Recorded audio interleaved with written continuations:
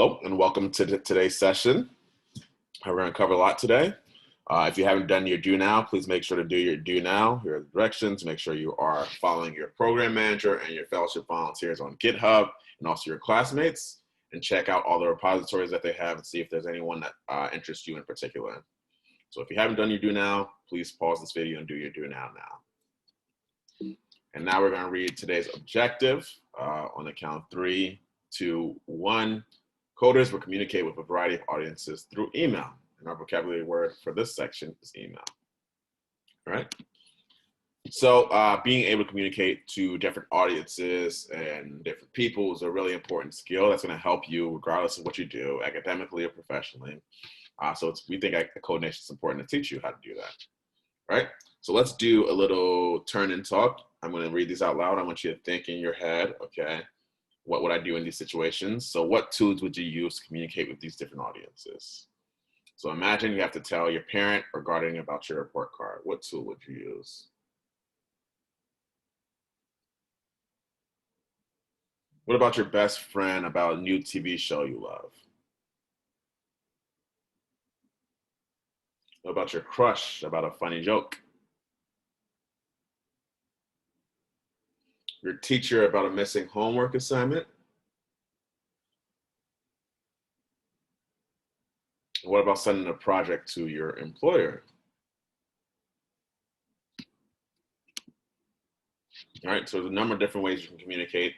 You probably gave different answers for all of these, right? Maybe it was text messages, maybe it was a phone call, maybe it had to be an in-person conversation, or maybe it had to be an email, right? So email is short for electronic mail. It lets you send mail through the internet. So you have your mail that comes through your inbox and your mailbox, and now we have this mail that comes electronically. So email is a really important tool for you to know how to use as you apply to colleges, internships, jobs. And when you get on in any of these arenas, whether it be college, or internship, job, you're gonna have to use email on a daily basis. So it's really important to be able to use it. We use email for a number of reasons: to ask questions, to respond to other people's requests, to thank people, to send completed work, to schedule meetings. So there's so many different reasons why we use email in any of these spaces. But there are good emails and there are bad emails, right? So what do you think? I want you to think in your head, what makes a good email? What makes a bad email?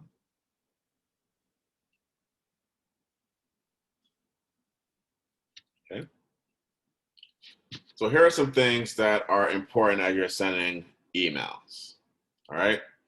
One thing is to be timely, okay? You want to communicate in a timely manner, and for emails, you definitely want to be checking them every day. You might receive something important that's really timely, like you have to respond within an hour, so you want to make sure you do that. But for most emails, you want to be able to respond at least 48 hours or sooner, okay? So maximum 48 hours. One easy way to do this is to get email on your phone, so you can get those emails on your phone and answer those emails on the go. I know folks are busy. But you really don't want to leave people hanging, especially if they have opportunities for you. Somebody else may take the opportunity. They may have sent it to multiple people, and you don't want to miss out on that. So definitely important to be timely in your emails. Okay? You also want to be professional, right? This is a professional tool that you're using, okay? So you want to make sure your email address, your display name, and your photo icon are professional. So your email address shouldn't be something like Code Nation QD3. Not that professional. You want to speak professionally, right? So use professional language. Make sure your spelling is correct, your punctuation, your grammar, etc. And one thing you always want to do is make sure you reread. I like to reread like multiple times before I send out my email and send. So once you hit send, there's like really no turning back. All right. So, and this is all important because if someone sees that your email address or your email isn't professional, they may assume that you're not the right person for the opportunity. They may assume that you're not professional. They assume that you're not taking things seriously. So make sure you don't put yourself in that position.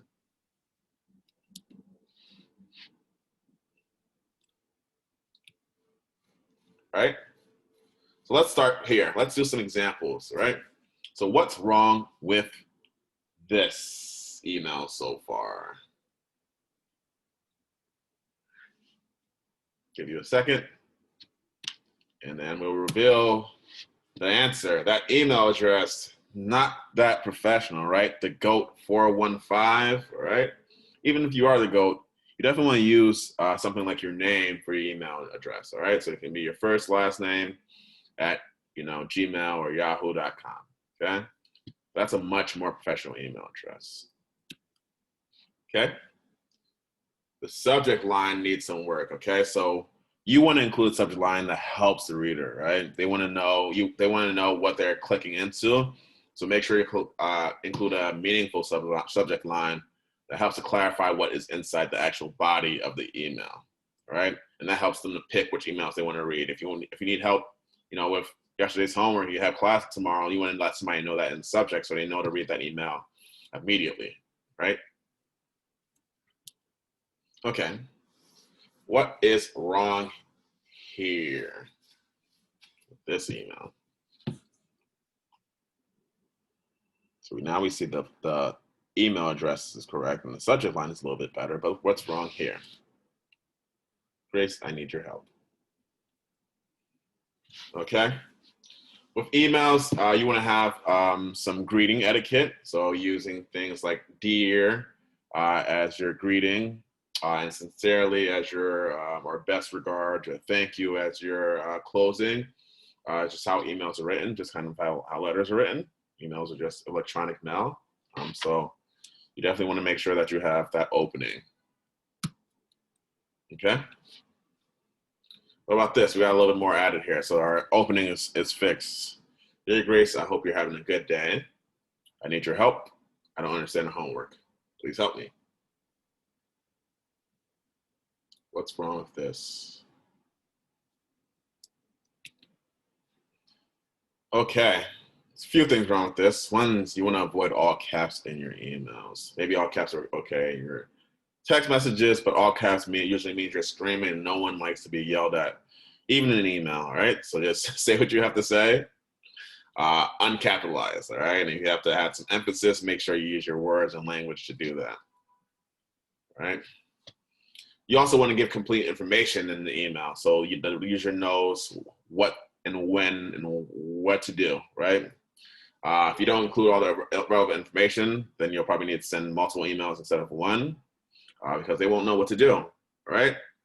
So instead of saying, I just need help, you can tell them exactly what you need help with.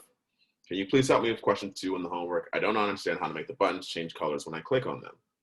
Whenever I click the button, the paragraph text color changes. All right, so this is really giving them a clear picture of what you need help with. And then they can respond to your email, right? Because they know how to help you.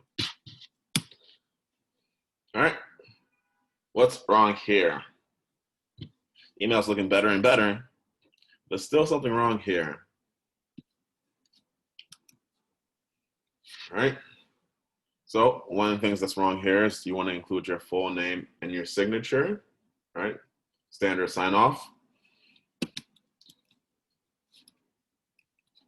And, the spelling is a little bit off here too, right? So thank you should be thank you, right? Or thanks, right? So here's a few more email tips. If multiple people are included on the email chain, make sure you hit reply all. And then also we talked about sending your email to your cell phone so you're constantly up to date. All right, so what we're gonna have you do right now is use gmail.com to create your own professional email account that you'll not only use this year, but for years to come. Make sure you do all the things that we talked about, first and last name as your email address.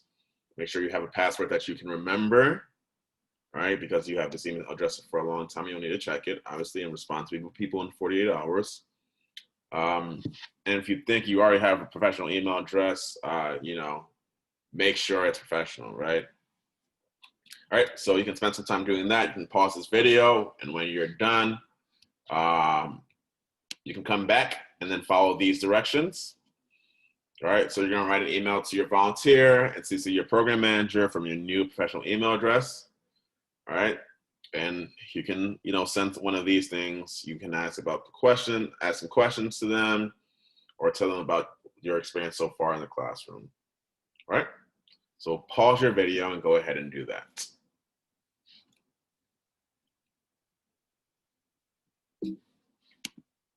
All right. All right, we have a new objective. All right, we're gonna read it together. 3, 2, 1. Coders will identify ways that JavaScript can be used in a website.